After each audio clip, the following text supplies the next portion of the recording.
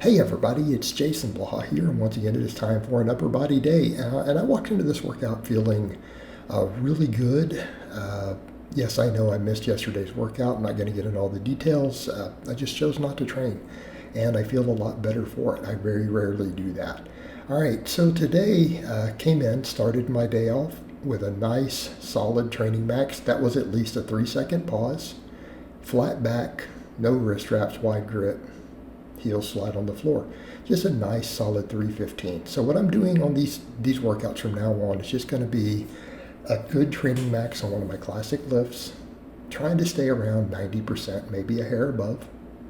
Okay, 1 rep, and then we come in and we pump everything, trying to optimize volumes. And the thing that I've realized, I ran a little bit with a really high volume. And again, like I said, I feel like set quality suffers. I don't think we need that much different stuff. I'd like to work every muscle from every angle, and I feel like 3 quality sets should get it, because performance starts to degrade after 3 no matter what you do. If you're pushing them hard, that's the problem with, like, let's do 5 sets of 2 exercises for every muscle. Not going to work. Now, obviously, things like, chest and back, we need a couple exercises. When it comes to arms, we need to come in and finish them off with 1 really solid movement. And I've had to put some thought into what I think I need to do.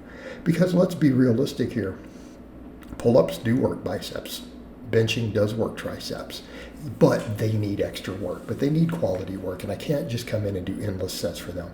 Like, I need to come in and do 3 sets of an exercise that is going to absolutely finish every last muscle fiber. And I need those sets to be very hard. Okay? They need to be very, very hard. So for the benching, we did better today. After the training max, I came in, and instead of getting 8 to 12, I got 10 to 12 on everything. So the first set with 225, I got a solid 12 reps. Then I got like 11, then I got 10. I'm actually pretty happy with that. Now, people will say, well, how did that compare with when you were benching 365? Well, it's harder to compare. And the reason is those sets were with wraps, with a bit of an arch, a slightly narrower grip. All of this is working my chest harder. At the end of the day, again, I'm not going to worry about what else am I building with my bench. I want the bench to build my pecs, because I'm going to come in and do separate arm and delt work anyways. Now, does it mean they don't work and get a pump? Of course they got worked. I can absolutely feel them. Same thing with the pull-ups. I do feel bicep in the pull-ups, even though I'm doing, a pretty wide grip. I do feel bicep. It obviously is a very lat dominant exercise, but honestly, I do feel a fair amount of bicep still. I don't feel biceps on rows, by the way.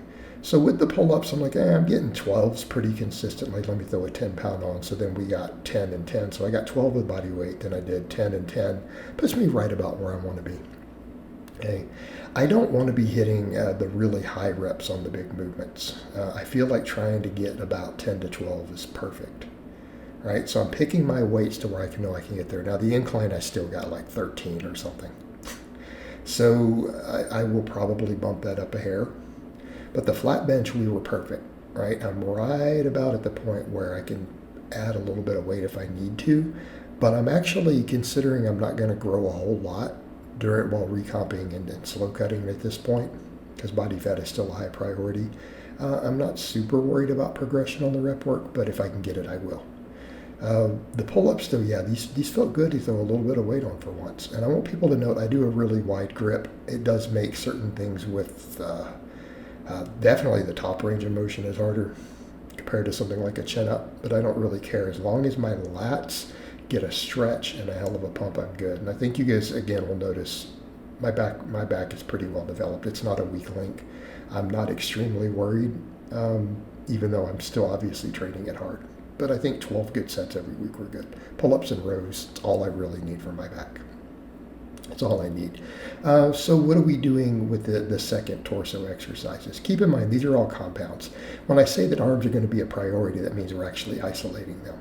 Doesn't mean I'm not going to do a couple exercises for chest, a couple exercises for back, but they hit arms and other stuff too. But arms will continue to get isolation. And that is something that we do need to discuss, is that people are like, but your biceps have always kind of lagged. I'm like, but I've also gone long periods of time with no curls. And sometimes if I did curls, it was just hammer curls and so on. That's really the issue. That really and truly is the biggest issue. I have long arms.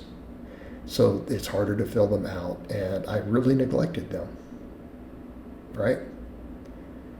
So again, that's kind of come up. I've had someone say, "Well, you can't claim that you know how to train your back, and then your back is big, but you know how to train biceps." Like, I do know how to train biceps. I think we've demonstrated that with discussion, but knowing how and actually training them is two different stories. I did tons and tons of rows. Keep in mind, most of my back development came from rows. Rows do work biceps less than pull-ups and chin-ups. That is documented in the lab. And then I would neglect curls. So of course they're underdeveloped. Again, particularly old bicep injury from over 20 years ago, and lack of doing supine grip curls at all. Yeah, that's absolutely explained it, and now we're correcting it. All right, the incline, because I'm going really wide, like I said, I'm not as worried about if I can't touch, I don't care. To me, it's still not a partial because I'm getting a deepest stretch, and on some of these, you guys notice I pause at the end and let it sink down. It still doesn't touch the chest. I don't care. Now, if I'm going to max on this later, obviously I would practice trying to force a touch, because when I max, the weight can compress to there. But it's literally at the point to where my pecs tend to be so tight I cannot get it to compress. I think particularly with my lat size, so I don't care. As long as I'm getting the deep stretch, I'm still getting a Lincoln position. My chest is growing. It's getting a great pump. Just run with it. I think people over worry about things that you can't always correct. So I'm getting results, getting a pump. We'll run with it. The rows, I went a hair wider on some of these today, and I added a little more weight to get me down to about 10. Right? Got a phenomenal lat pump, phenomenal trap pump. Again, I tend to have a pretty good mind-muscle connection with my back in general. I tend to be able to really get to the deep fibers in it, and a lot of it has to do with, again, just knowing how to stretch it. And that's a point I think people missed, and I've had to point that out. I've had someone, a regular, say, "But you did a lot of Pendlay rows, and those don't stretch the lats." They stretch my lats. If your scapula do not come apart and you're not getting into a stretch position when the bar touches the floor, and you're not getting the scapula spread before you pull it, then you don't know how to perform a Pendlay row. You're doing a bicep exercise, probably not a back exercise at that point. I'm not saying the back doesn't get work, but just pointing out you're skipping that position to use the biceps to row it off the floor more. I always used my lats to pop it off the floor because I went into scapular protraction. We got the stretch, and it's the same here. Notice I get those scapula come apart. Watch what my shoulders do at the bottom. We get that deep stretch, and that really is the key. I always put my lats and everything into a lengthened position on rows. So I've always, therefore, found rows to be phenomenal lat exercises. I think pull-ups can bring more to the table, but I think really the beauty of rows is the upper back. Right, we get so much more trap, rhomboid, posterior delt. But I think a combination works great, right? Pull-ups and rows together, if you push them really hard, get the lengthened positions, will build a phenomenal back. All right, arm work. I stuck with these same sorts of extensions I've been doing because they work. I'm like, let me push these. I got 20, and then like 18. Like, let's just do 3 sets of everything and let's just push it hard. I know that I got to those deep fibers because I did a tricep instead of a superset with the last 3 exercises. And when I went to do curls, when I went to do the first rep, both of my triceps cramped. I'm like, oh crap. But I pushed all the curls pretty far. I managed to get something like 19 or 20 reps. I started losing count. I knocked my glasses off with the dumbbell on this set. I curled so hard, trained the biceps so hard that my glasses popped off. Got a great bicep pump because I'm like, okay, if we're not going to do a bunch of different biceps, let's come in. We've done all those pull-ups and stuff that does work biceps. Let's come in and just hit them super hard. Try to work everything. So why did I pick this movement over the barbell? I like both. But when it comes down to it, the dumbbells allow me to work all 3 functions of the bicep. My biceps got some decent stimulus from pull-ups, but I really need my curls because I'm worried at the way that I've been doing so many sets. I'm going to start getting tendonitis and all this stuff, and I can't afford that. I cannot afford that to happen and have to take downtime from curls. So I'm like, well, let me come in and let's do curls pretty much to about failure. The last couple sets, I'd almost rest pause just to make sure I fatigued everything to the limit. I'm not a big fan of rest pause, but if that's what I have to do to make sure, because I'm only doing 3 sets. Okay.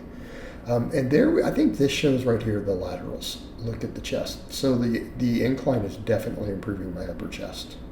I'm getting good separation there. It's coming along. And my delts are not suffering. You know, kind of some people have mentioned stuff with delts. I'm like, guys, as I get leaner, my delts are going to look really big. As I lose body fat, my delts are actually pretty decent. It's just that I think when we see the really lean guys, it looks a little different. So, but I feel like, you know, again, just a finisher, make sure that side delt gets work, because my interior delts are massive from all the benching and incline and everything. I do need to make sure those side delts get work, but the laterals, so that's the other thing. I've had people say, why do you start with this stuff in front? I'm like, it's a slight forward lean.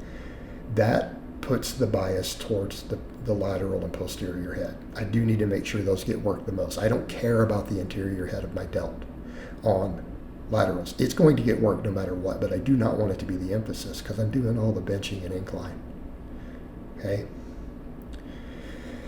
So the slide, by starting with the plates or dumbbells in front, it's a slight forward lean. And we're just making sure that all the back half of everything gets a good emphasis there.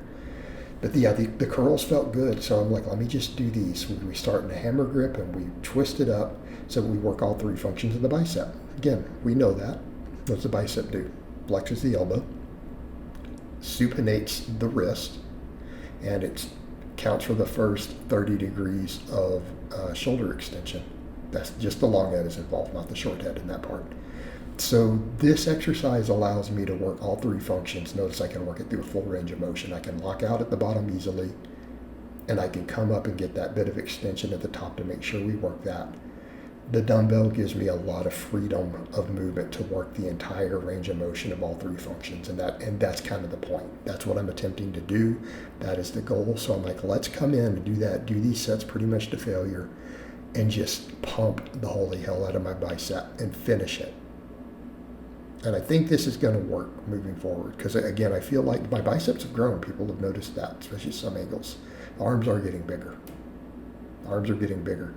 But I'm also concerned just that I'm pushing them beyond recovery, going to have tendon problems. I need to be able to consistently keep them growing, consistently keep them moving forward, right? And so that's what we need to do. Same thing with the extensions. You know, honestly, guys, I'm doing 12 total sets of solid pressing with a lot of volume, near failure. Okay? Between the flat and the incline, there's still tricep work. This is to finish the triceps, because again, arms are the weakest link, so we need to make sure they get finished. These taken right up to the bleeding edge like I'm doing do that. I get a great pump. We make sure we work that long head.